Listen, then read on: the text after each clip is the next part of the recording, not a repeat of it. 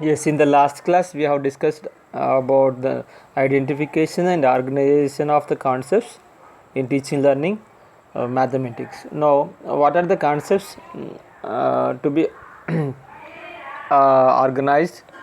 We will learn in this present class, and in our syllabus there are some topics are given or concepts are given for discussion. One is algebra, second one is geometry, third one is trigonometry, coordinate geometry, statistics and the probability. We are going to discuss about the organization of these concepts in this class. So why should we before going to organize the concepts, we should know the nature and the meanings of the concepts what we are going to learn. So the first one is algebra we are discussing now. Mathematics as its own language, we have already learned about this nature of mathematics in the first unit of the B.Ed first semester in the first chapter. So mathematics as its own language and its own symbols and own science and own language. So for this the algebra is also one of the branch of mathematics. It is also having its own symbols and the signs. So algebra has also its own language which is from mathematics language itself. So algebra we can say shorthand of mathematics language. So mathematics has its own language, and the algebra, if when we come to the algebra, it has a shorthand of mathematics language we can say. So algebra is considered as the generalized arithmetic. So other name for the algebra is generalized arithmetic we can say, and it deals with the variables and the constants, expressions, equations and all the factorizations etc. So as with the teachers, we should understand the nature of the algebra to organize these concepts in teaching learning mathematics. So by knowing the nature of this algebra, we should organize, that means in simple to complex, known to unknown, concrete to abstract. Using the teaching maximums, we have to organize these concepts in a easy and simple way to make the students to learn the concepts in a easy and effective manner. So in brief, we can say mathematics has its own language, and at the same time the algebra is the shorthand of mathematics language, and algebra is called as the generalized arithmetic. It deals with the variables and constants we can say. So considering the nature of this concept of algebra, we should organize the this concept in the teaching learning activities in using the teach maximums to enable the child to learn effectively. The second topic is algebra.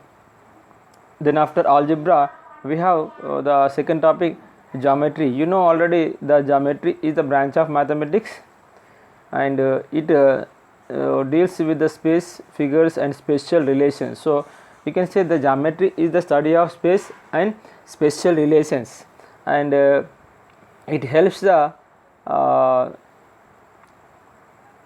humans in measurements of lengths, areas, volumes and other mensuration problem solutions. So it is very useful in constructions and mensurations in daily life, and in other things also. So geometry, by knowing the concept nature of this branch of mathematics, geometry, the teacher has to in depth understand the concept nature, and we should organize that using the teaching maximums, known to unknown, simple to complex, concrete to abstract ways. Then the learner can understand the concepts easily. So this is the second thing we have discussed. The third topic is trigonometry. Is very familiar to all of you. It is, you know, the trigonometry is also one of the branch of mathematics which deals with the sides and angles of the triangles. So we can say the trigonometry is the study of relations between the sides and angles of the triangle. So it mainly focuses on the constructions. It's more useful in architecture and constructions. Sometimes we have to measure the height of a tree, sometimes we have to measure the height of the building or tower. We cannot go there and we cannot measure directly. So using the trigonometry concepts, we can find heights, distances of any object or anything in directly we cannot possible. So how to measure the length, height, distance of any object from the observation point can be easily calculated using this trigonometric subject. So we can say it is a good subject, a good concept to find the height, distances using the concept indirectly without strain. So knowing this nature, the teacher has to organize the content using the teaching maximums to make the students to learn effectively to utilize the concepts in their real life situations. The fourth one is coordinate geometry. Yes, this is also one of the branch in mathematics, and it deals with the coordinate plane, means which is having the four x, y, z axis, and which is having the four coordinates q1, q2, q3, q4. You already know in this the geometry it deals with the points. In this, the points will be placed on a coordinate plane, and we can calculate everything using the coordinate plane only. So we can also determine the distance between the 2 points in the coordinate plane, and we can find the midpoint of the slope, midpoint, slope, and all the equations of using the coordinate geometry. So we can determine whether the lines given are parallel or perpendicular, and we can also find the area of a polygon using the coordinate plane, and we can also find the area of a triangle using the coordinate plane. So it has so much scope to use these concepts of coordinate geometry in mathematics. So knowing this nature and its importance and implications of this coordinate geometry, the teacher has to make the students to learn the concepts in a easy way, in a simple way, in an effective way, using the teaching maximums. What? Simple to complex, known to unknown, easy to hard, or concrete to abstract. Then automatically the student shows the interest in learning the sub topic coordinate geometry, which can utilize mostly in finding the midpoint, slope, and all these things in the real life situations. So the next one is statistics. It is very known subject to all the mathematics students from high school to till now. We are learning all the advantages, nature, and all the procedures of statistics. Without statistics we cannot see. Suppose if we want to see the increasing level of the corona or whatever it may be, we use this statistics by seeing the figures which is represented in the graphs or charts. We see we can study or understand the matter in the short way.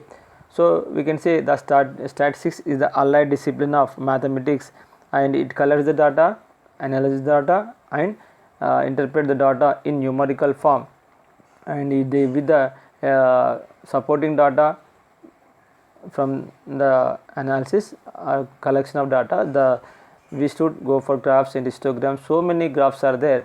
We will calculate the measures of variables, so quarter deviation, mean deviation, standard deviation, range, kurtosis, all these things, and we can calculate the measures of central tendency like mean, median, mode, all the things. So it has its own applications in mathematics. So knowing the nature, importance, and implications of these statistics in the real life, we should enable the students to learn mathematics in a easy and effective manner in the classroom situation. How it is useful in their real life situations to utilize this content to be learned.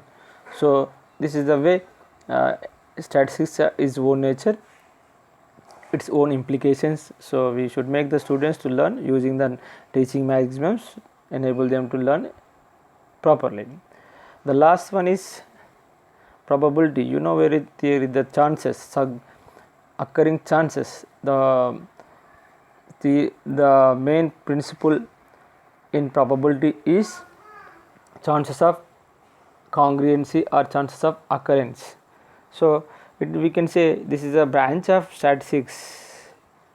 So mainly it is a branch of mathematics, but it is in depth. If we go, we can say the probability is a branch of statistics which deals with the analysis of the congruencies of certain events which are useful for many practical processes. So it deals with the hypothesis and occurring probabilities, and there is a probability. The word is stands for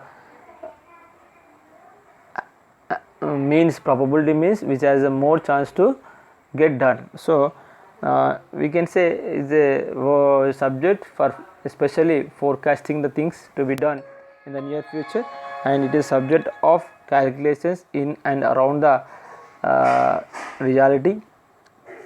So we can say probability is the subject of predictions and hypothesis, and it has some special techniques to predict or forecast the things to be calculated or solved. So it is also its own implications and its impact in mathematics subject. So the teacher has to get the good idea and good in depth in the subject of content of probability. Then by knowing the important and implications of this probability, the student teacher has to get trained or get instruct the students to learn the concept of probability using the teaching maximums, simple to complex, known to unknown, concrete to abstract.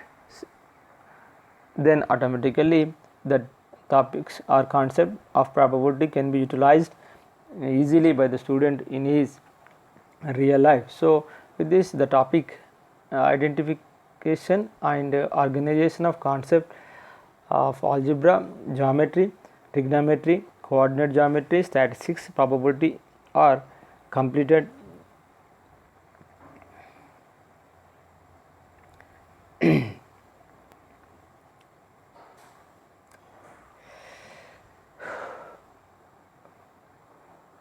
Algebra, geometry,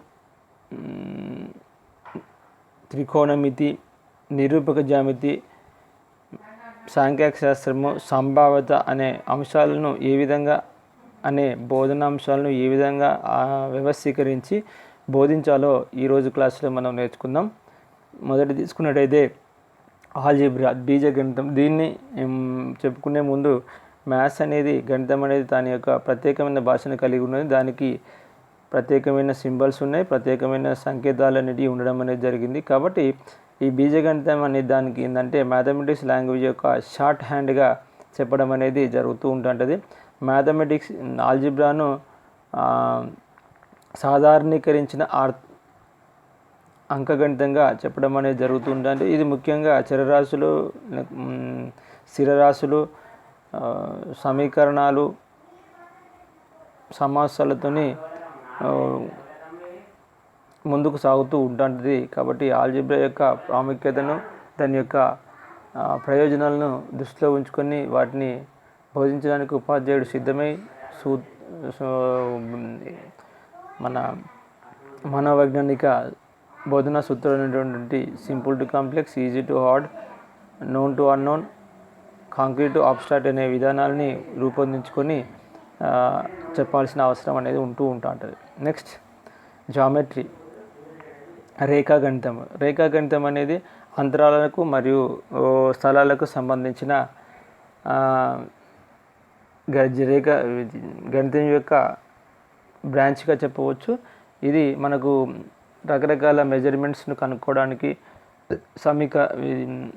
ఏరియాస్ను మరియు ఘనపరిమాణాలను కనుక్కోవడానికి ఉపయోగిస్తూ ఉంటాం. ఇది real life సిచ్యువేషన్లో ఎక్కువగా నిర్మాణాలు, క్షేత్ర గణితము మొదలైన అంశాలను మనం ఉపయోగిస్తూ ఉంటాం కాబట్టి దీని గురించి ఉపాధ్యాయుడు క్షుణ్ణంగా అర్థం చేసుకుని దాని యొక్క స్వభావాన్ని అర్థం చేసుకుని ఆ స్వభావానికి తగ్గట్టుగా విద్యార్థికి అర్థమయ్యే విధంగా బోధనా అభ్యసన సూత్రాలను ఉపయోగించి బోధించాల్సిన అవసరం అనేది ఉంటుంది. Then after త్రికోణమితి. మీ అందరికీ తెలిసిందే, ఒక వస్తువు యొక్క ఎత్తును కావచ్చు, చాలా పెద్ద వస్తువు యొక్క పర్వతాలు కావచ్చు, శిఖరాలు కావచ్చు, టవర్స్ కావచ్చు, మొదలైన వాటి యొక్క ఎత్తును ప్రత్యక్షంగా కనుక్కోలేము. వాటిని దూరంలో ఉన్న వస్తువుల యొక్క దూరాలను కూడా ప్రత్యక్షంగా కనుక్కోలేము. అటువంటిప్పుడు మనం ఈ త్రికోణమితి సబ్జెక్ట్ను ఉపయోగించి వాటి యొక్క దూరాలను, ఎత్తులను మనం ఏంటంటే సులభంగా పరోక్షంగా కనుక్కునేదానికి ఈ ట్రిగ్నోమెట్రీని ఉపయోగిస్తూ ఉంటాం. కాబట్టి ఇది ఎక్కువగా మనం ఆర్కిటెక్చర్ లోపల, కన్స్ట్రక్షన్ లోపల ఈ త్రికోణమితి సబ్జెక్ట్ను ఉపయోగించడం అనేది జరుగుతూ ఉంటుంది. కాబట్టి దీన్ని మనం ఏంటంటే ఎక్కువగా త్రికోణమితి లోపల త్రిభుజం యొక్క ధర్మాలు, వాటిలోని ముఖ్యంగా వాటి యొక్క భుజాలు మరియు కోణాలను గురించి ఆధారంగా దీన్ని ఉపయోగిస్తూ ఉంటాం. కాబట్టి ఇది కోణాలము మరియు భుజాల మధ్య గల సంబంధాన్ని వివరించే శాస్త్రంగా చెప్పడం అనేది జరుగుతూ ఉంటుంది. కాబట్టి దీని యొక్క స్వభావాన్ని, ప్రాముఖ్యతను అర్థం చేసుకుని ఉపాధ్యాయుడు విద్యార్థులకు అర్థమయ్యే విధంగా మనోవైజ్ఞానిక సూత్రాలను ఉపయోగించి కంటెంట్ను ఆర్గనైజ్ చేసుకొని చెప్పాల్సిన అవసరం ఉంటుంది. నెక్స్ట్, కోఆర్డినేట్ జామెట్రీ అంటే నిరూపక రేఖా గణితం. ఇది ఒక జామితీయం అంటారు, కోఆర్డినేట్ సిస్టమ్. నిరూపక జామితి తలం లోపల ఉండే 2 బిందువులను ఆధారంగా చేసుకొని దీన్ని మనం చెప్పడం అనేది జరుగుతూ ఉంటుంది. దీన్ని ఉపయోగించి 2 బిందువుల మధ్య గల దూరాన్ని ఎలా విధంగా కనుక్కుంటామో అదేవిధంగా 2 ప్రదేశాల మధ్య గల దూరాన్ని కనుక్కోవడానికి ఉపయోగించవచ్చు. దీన్ని ఉపయోగించి ఒక 2 బిందువుల లేదా 2 స్థానాల మధ్య గల మధ్య బిందువును కనుక్కోవచ్చు, సెంటర్ పాయింట్ను మరియు ఈక్వేషన్స్ ఇవన్నీ కనుక్కోవడానికి అవకాశం అనేది ఉంటుంది. కాబట్టి మనం కోఆర్డినేట్ జామెట్రీ కూడా యొక్క ప్రాముఖ్యతను దాన్ని అర్థం చేసుకొని, దాని యొక్క స్వభావాన్ని అర్థం చేసుకొని ఆ స్వభావాన్ని ఈజీగా విద్యార్థికి చెప్పడానికి ఉపయోగించుకున్నట్టయితే అది సమర్థవంతంగా నేర్పిన వారం మనం అవుతూ ఉంటాం.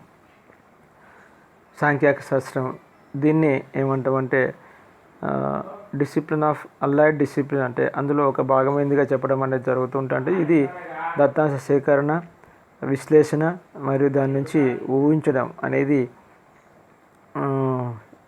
తీసుకొని సంఖ్య లేదా నెంబర్ రూపంలో ప్రదర్శించడం అనేది జరుగుతుంటుంది. ఆ నెంబర్లను గ్రాఫ్స్ రూపంలో మరియు రకరకాల చిత్రాల రూపంలో మనం రూపొందించి సమాచారాన్ని చెప్పే సబ్జెక్టే ఈ సాంఖ్యక శాస్త్రం. ఇందులో మనం చరశీలత మానమైనటువంటివి, చతుర్థాంశ విషయాలను, ప్రమాణ విషయాలను, మొదలైన వాటిని గురించి తెలుసుకోవడం అనేది జరుగుతూ ఉంటుంది. అదేవిధంగా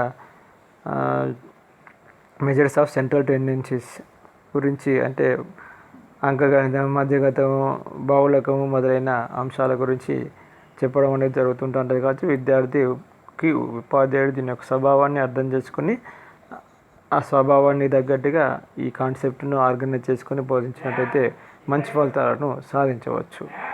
లాస్ట్కి వచ్చేసినట్టయితే ప్రాబబిలిటీ, సంభావ్యత. ఒక సన్నివేశము లేదా ఒక అంశం జరగడానికి గల సంభావ్యతను చెప్పేదే, అవకాశాన్ని చెప్పేదే సంభావ్యతగా చెప్పడం అనేది జరుగుతూ ఉంటుంది. దీన్ని స్టాటిస్టిక్స్ యొక్క బ్రాంచ్ అని చెప్పుకోవచ్చు. అంతర్గతంగా చెప్పాలంటే ఇది ఏమైనా కూడా జరగబోయే సన్నివేశాలను ముందుగా ఊహించి చెప్పడానికి అవకాశం ఇస్తూ ఉంటుంది. కాబట్టి ఇది బాగా దీన్ని ఉపయోగించి భవిష్యత్తులో జరగబోయే ఫలితాలను అంచనా వేయడం మొదలైన అంశాలు దగ్గరగా ఉండే గణనలను చేయడానికి ఉపయోగించడం అనేది జరుగుతూ ఉంటుంది అవకాశం ఉన్నప్పుడు. కాబట్టి ఇది కూడా మంచి సబ్జెక్ట్. కాబట్టి ఉపాధ్యాయుడు దీని యొక్క స్వభావాన్ని కూడా అర్థం చేసుకుని దీని యొక్క విద్యా ప్రాముఖ్యత తెలుసుకొని ఆ విద్యా ప్రాముఖ్యతను విద్యార్థులకు అర్థమయ్యే విధంగా బోధనా అభ్యాసన సూత్రాలను ఉపయోగించి సాధారణ విద్యార్థులకు కూడా అర్థమయ్యేగా బోధించినట్టయితే దీని యొక్క ఫలితాలను మనం భవిష్యత్తులో విద్యార్థుల నుంచి మంచిగా ఆశించవచ్చని చెప్పవచ్చు.